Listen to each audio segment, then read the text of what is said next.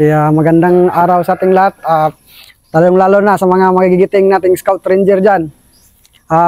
Ako pala si Corporal Jimboy Tigulanday, proud member of SRC Class 216, Diab.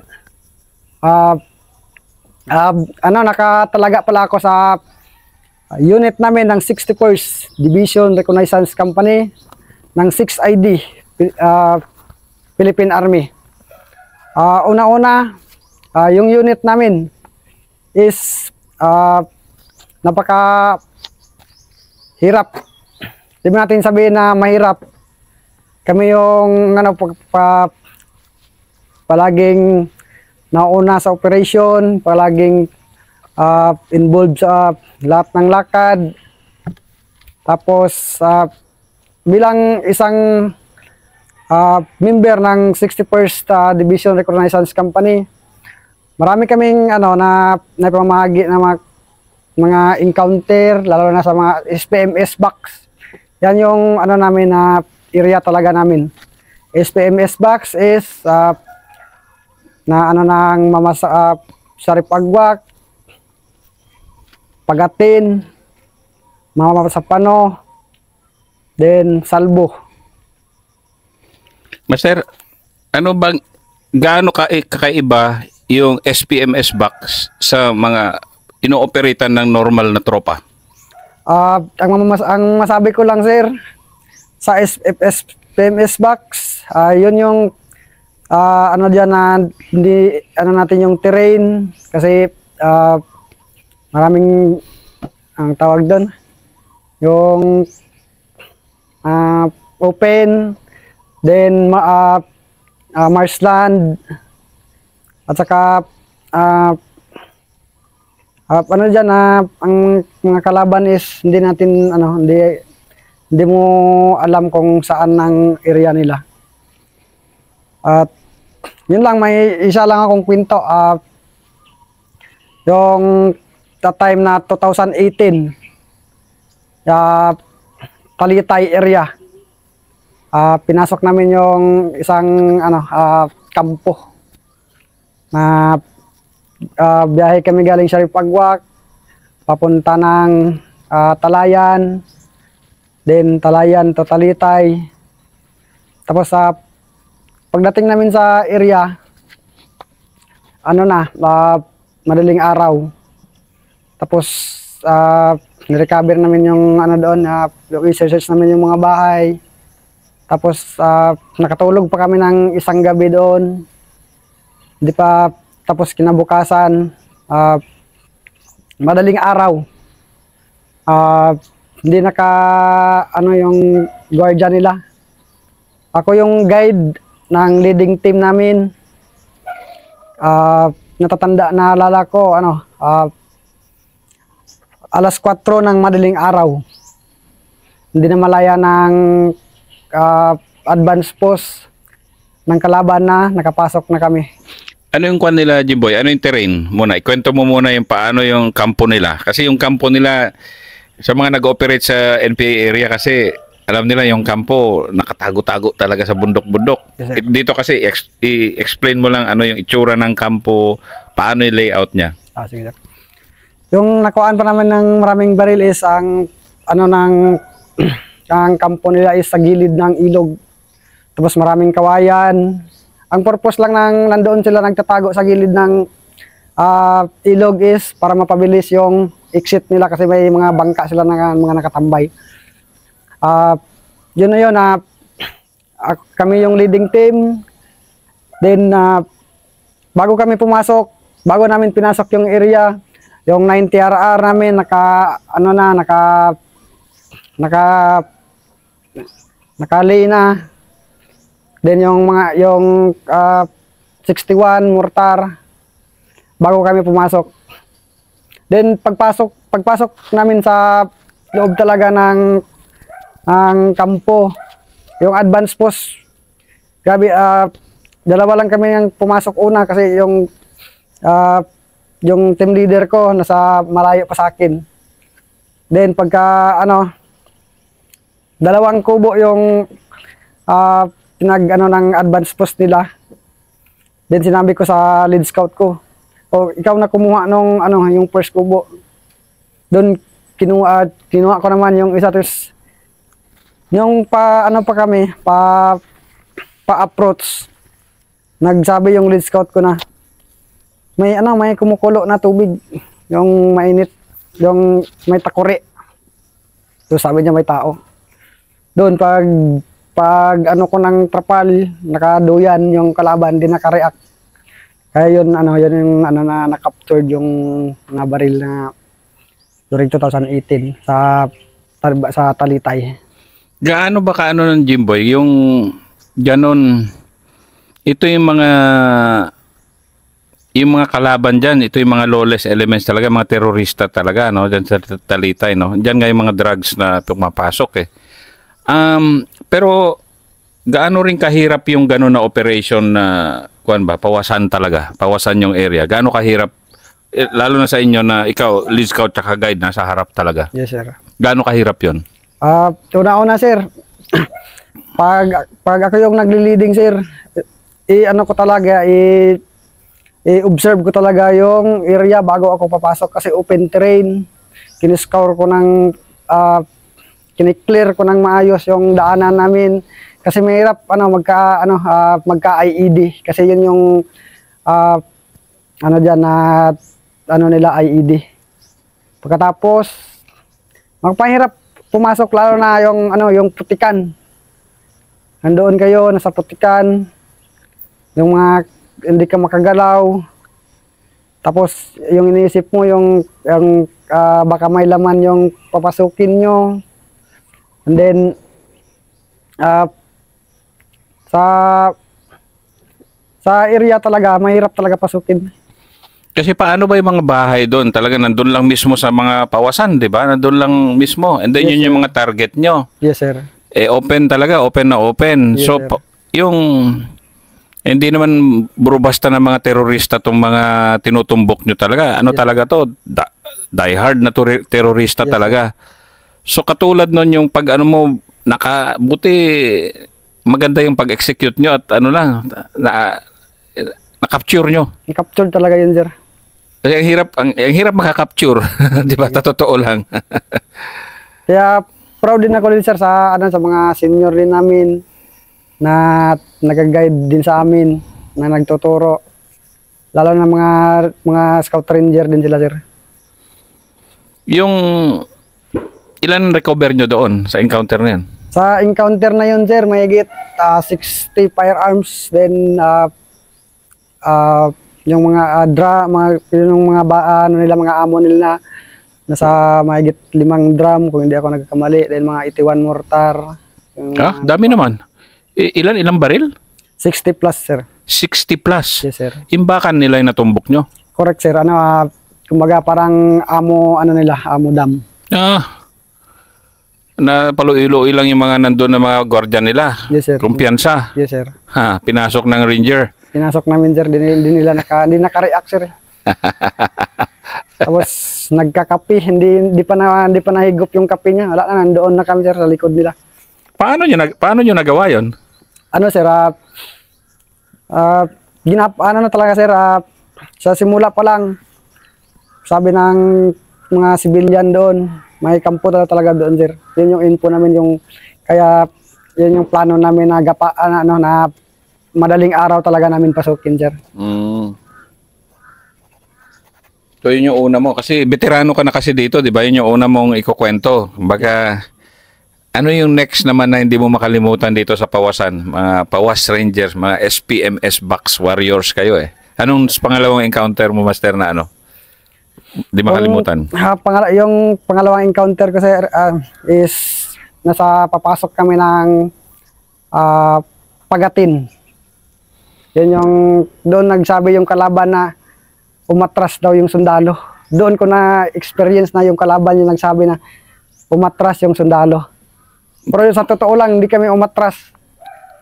Kasi yung timeline lang talaga namin doon, pagka-hit ng target, exit na agad. Yun yung time ni Commander Bungos. So, may kasamaan kami na wounded. Pero ano yun, hindi namin yun ka-unit. Isto din yan ng isto ng ibang unit. Sige nga, ikwento mo nga yung background ng operation ng Jimboy. Yung pagsimula noon, papasok kami. Ang advice sa amin is bakal, yung tangke, dapat nasa gilid lang kami ng tangke. Tuloy-tuloy yung lakad. Then pagdating namin doon sa area, nakatambay yung bakal, tapos nag-scour. Then di pala namin na yung kalaban nandoon lang pala sa unahan. Katapos noon, gabi ng bagbagan namin doon. Then yung kalaban pala, hindi umikot lang pala sa kabila. Pagkatapos, ang pa-exit na kami, nandoon na kami sa highway. Doon pa lumabas yung kalaban. Saan lumabas? Galing sa Masukal. Hmm. Pagkatapos, kadami ng sibilyan na nagsisigawan, mga bata. Then hindi na kami pumalag kasi nasa barangay na kami. Kaya yun yung sabi nila na yung sundalo takot sa kanila. Oo. Lahat naman tayo na matatakot. Pero bilang isang sundalo, panindigan natin kung ano yung sinumpaan natin na tungkulin. Sige, balikan nga natin, isa-isahin natin. Sino si Bongos? Si Bongos, sir, siya yung pinaka-commander dyan sa SPMS back, sir. So, talagang notorious talaga to na... Notorious talaga yun, sir. Mga ilan yung tropa niya na nakalaban nyo? Yung nakalaban namin doon, sir, is more or less 40, sir. 40? Yes, sir. Tapos, yung nasa pawasan sila? Nasa pawasan talaga, sir. Kasi ang Pagatin, yun nga, lapit dyan yung Mamasapanon, lapit dyan yung sa 44, dyan yes, yan. Sir, correct, sir. Dyan yan, di ba? Yes, sir. Ngayon, pagpasok nyo, talagang alam nilang papasok kayo? Alam talaga nila, sir, kasi paglabas mo talaga dyan sa campus, sir, yung mga civilian dyan, na nila, automatic na yan, sir, na may sundalong papasok. Kaya hindi mo talaga ma-surprise yung kalaban dyan, sir, kung wala kang dyan na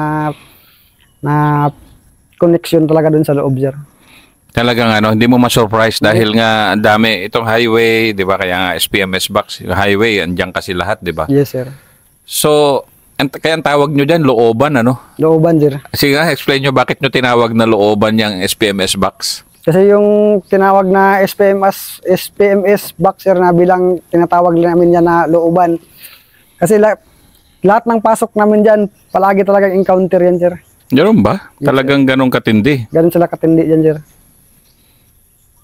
Kaya yung yung unit namin, palaging dyan, time pa ng 40 IB na sila yung na-assign dyan sa Rajabayan. Yun yung doon kami talaga nagtambay, sir. Pero yung ganyan, sige, explain mo pa nga na para sa, kasi ngayon pa lang lalabas tong mga, alam lang ng publiko, yes, Mamasapano ng SAP 44. Yes, sir. Pero yung mismong saan nangyayari na SPMS box, kung ikaw, ang tagal-tagal mo na dito, yes, sir. Ano yung mga talagang hindi mo naririnig mo na kwento, naranasan mo na kwento, na gaano talaga ka notorious yan na andyan lahat yung pugad nila? Yes, sir. Masasabi ko talaga, sir, na nandyan talaga yung pugad nila, sir, kasi hindi yan para sir, na mapasok-pasok talaga yan, sir. Kung magpasok ka man dyan, hindi mo talaga maabutan yung kalaban, if in case sila pa yung makaambos sa inyo. Marami silang mga talaga yung IED. At pagkatapos yun yung na sinasabi nila na na SPMS box. Yun yung pinagpupugaran ng mga kriminal talaga, sir. And yun yung playground ng yes, 61st DRC. Yun din yung playground namin, sir. Kaya talagang mga pawas warriors talaga kayo. Yes, sir. Yung sinasabi mo kanina, Paano yung civilian naman? Di ba paglabas nyo, andun na lahat civilian. Paano ba yung style ng civilian dyan? Kasi siyempre kamag-anak o tanay o tatay nila yung mga kalaban nyo, di ba? Paki-explain mo nga, paano yung setup ng mga pamilya dyan? Pag ano sir, yung pag maglabas galing doon sa loob sir sa mga encounter area, paglabas mo yan sir, yung civilian di na yan matatakot sir. Bakit? Nasanay na sila sir, tapos yung nasanay na sila sa putukan. Yung iba dyan wala nang pakialam kung may putok sa malapit sa kanila. Ganon? Paano? Kahit babae ha? Kahit bata? Correct sir. Siguro sir sa katagalan ng panahon sir na palaging may encounter dyan sa area nila, parang hindi na siguro bago sa kanila sir yung mga encounter. Ganon ba? Yes sir. Talagang ganon siya ka, ano, no? Ganon siya ka... Kaya katindi yung SPMS box sir. And bilang isang warrior ng SPMS box, ibang mundo, iba rin yung utak mo, iba rin yung... Of course, tayo lahat trained sa patayan, pero iba rin yung sobrang... Ano mo yan, ano? Talagang sobrang alerto dahil wala nga ka-cover-cover. Yes sir. Yung terrain lang talaga yung ano dyan, terrain lang talaga. Kaya nga bilang isang lead scout, dapat malawak yung pag-iisip mo. Kasi yung buhay ng kasama mo is nakasalalay sa'yo. Kasi isipin mo din na may pamilya din yan sila. Kaya buhay yung nakataya dyan. Pag ikaw yung lead scout, dapat nakapokus ka lang talaga sa trabaho mo bilang isang lead scout. Nag-lead scout ka ba dyan? Yes, sir. Sige nga, ikwento mo nga gaano kahirap maging isang lead scout. Yung sa pag-lead scout dyan sa sinasabi nila na loob-looban or SPMS box, hindi talaga yan madali kasi hindi mo talaga yung terrain, pawas. Tapos yung naranasan ko din sir na nagli-lead scout ako sir, yung hindi talaga kami dumaan sa yung sa mga terrain, daan. Yung kanal talaga sir. Yung parang creek. Creek yung dinaanan namin sir para hindi kami makompromise. Kaya yung para mapasukan talaga namin yung target. At din mo rin naranasan na yung putik hanggang baywang. Kahit mahirap yung daanan kasi doon yung sa tingin mo na ikaw lead scout, doon yung safe yung tropa mo. Yung pangatlong encounter mo, gaano rin katindi? Diyan sa puro pawas ka eh. Yung sir, pangatlong encounter ko is yun yung nasabi ko na grabe talaga kasi aabot kami ng umaga sir eh. Di mo natin na may talaga sa amin, may nadali. Kasi may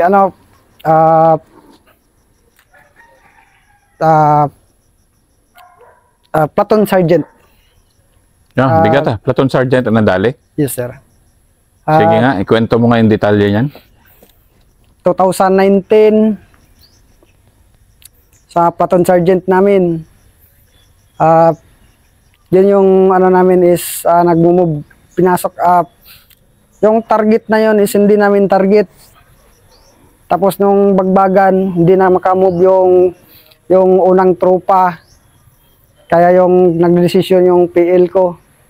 Kasi tayo na lang yung kukuha ng target nila. Kaya nakuha namin yung target ng ibang unit. And then yung all around pagdating agad doon, search, clear, pag clear ng area, all around security. Tapos din na pala namin na yung sniper ng kalaban is nasa masukal lang sa unahan namin.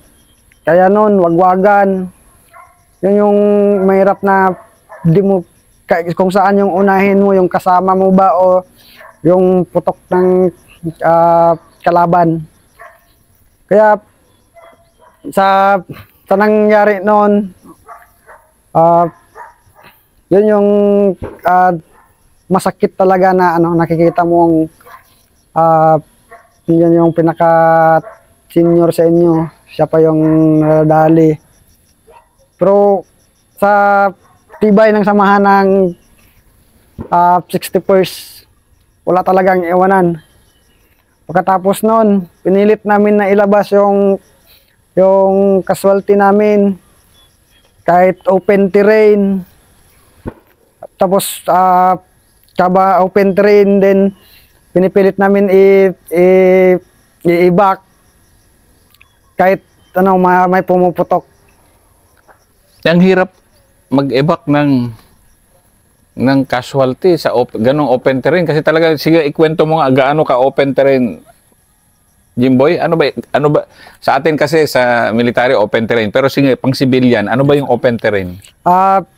Yung sinasabi ko na open terrain is yung parang farm na maisa na bagong harvest, tapos malinis talaga.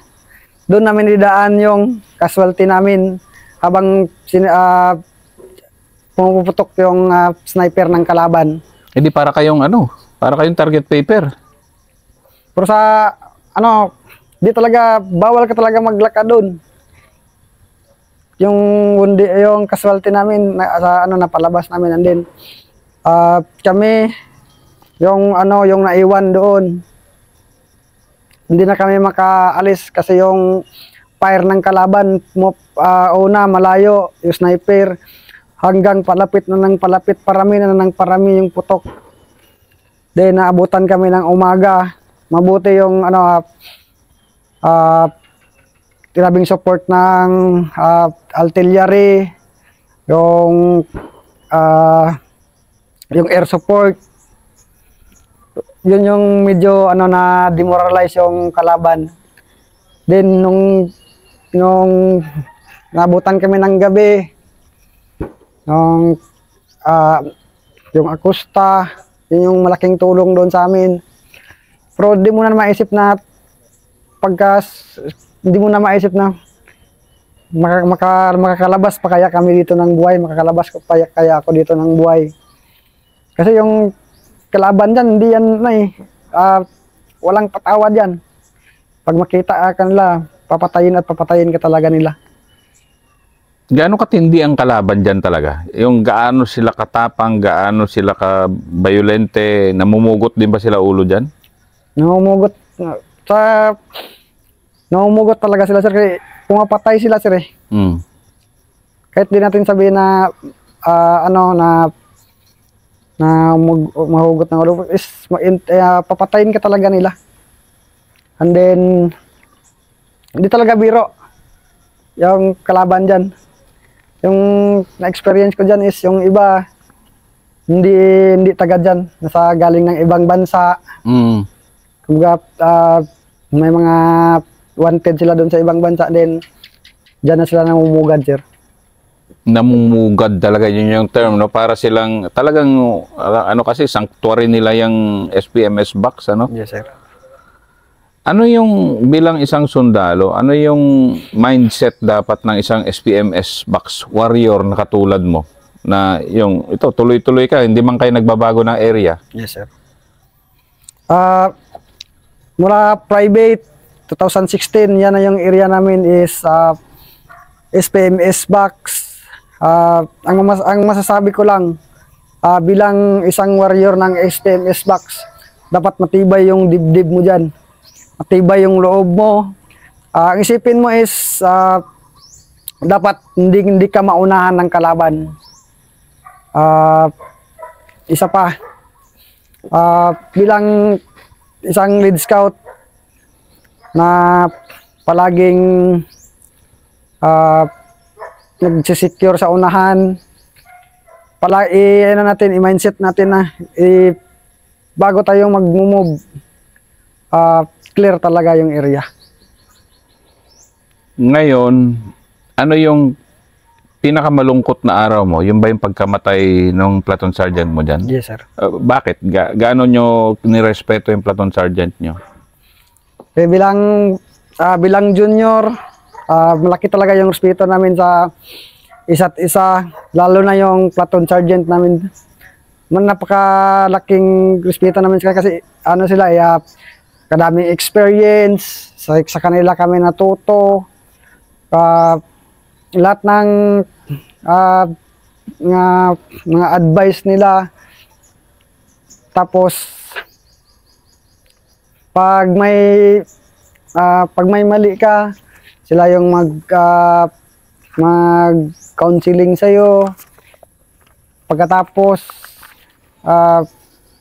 napakasakit na bilang isang junior na yung isang tao na pinaka nirespeto nyo is maging casualty. Na sniper nakadali, isang bala lang. Isang bala lang, sir.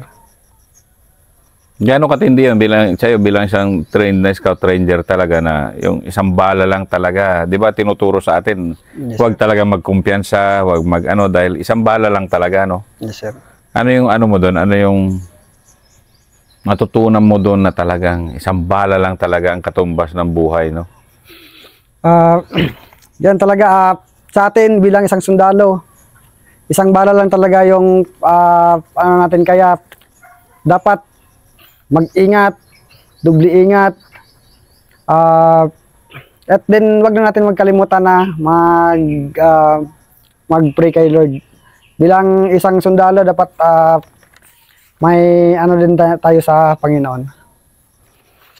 Ngayon, Jimboy, siguro dito ka pa rin eh. Tuloy-tuloy ka pa rin dito sa mundo dito. Pwede ba mabigay ka ng kaunting mensahe sa mga sundalo rin na yung kung sakaling ma-assign sila dito, ano dapat yung mga pag-aahandahan nila sa mundong ito ng SPMS Box? Yes. Ito lang yung masasabi ko. Kung tayo bilang isang mandirigma, isang sundalo, kung ma-assign man tayo kahit saan lugar, kahit hindi man sa SPMS Box, palagi nating isipin yung safety natin, kaligtasan ng kasama, safety din ng sarili natin. Then lahat ng hirap, kung ano, matatapos din yan. Then focus, lalo na sa SPMS Box, focus sa area, wag magkumpiyansa. Pagsabing paggabi, pagsabi ng team leader or officer dyan na bawal mag-cellphone, wag talaga mag-cellphone. Lalo na kahit hindi sa operation, kahit na sa mga detachment tayo, mga checkpoint, wag talaga magkumpiyansa. Lalo na kung ang kalaban natin is nagadaan-daan lang. Pag makita kasi nila na nag-relax tayo bilang na tayo na sundalo, yan din sila atake. Ang ano ko lang, lalo na yung pag mga road security, wag talaga ninyo dapat may advance tayo, hindi yung focus lang kayo doon sa checkpoint. Dapat may may advance na tayo na security sa unahan din or sa likuran sa gilid din ng ang detachment natin na kanakandakan natin ng checkpoint. Ang sa akin, magna 9 years na ako dito sa SPMS Box. Yun lang talaga yung ano ko na bilang isang warrior na dito sa SPMS Box. Hindi man ako nagyabang, napakatindi. Di ko na maano kung ano mga experience sa SPMS Box. Basta ingat, palagi nating tandaan yung safety at security sa sarili.